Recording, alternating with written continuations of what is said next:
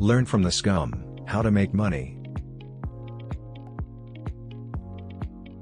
Doing business is to deal with people, first of all, to understand human nature. 1. The way of thinking. Often friends ask, how to make a lot of money. In fact, when you think about how to earn money from others, your direction has been wrong. You have to think not how to earn their money, but to think about how to make others take the initiative to pay you money.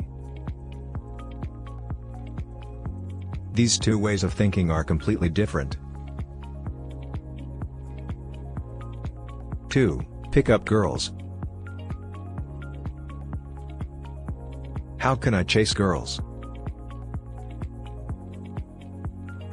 Girls are by chasing or by attraction? Obviously by attraction, right? So, we have to consider how to attract the girl, so that she is interested in you. To learn to improve self-worth, learn to release self-worth, the girl is not the initiative. So is love, so is money. 3. Thinking.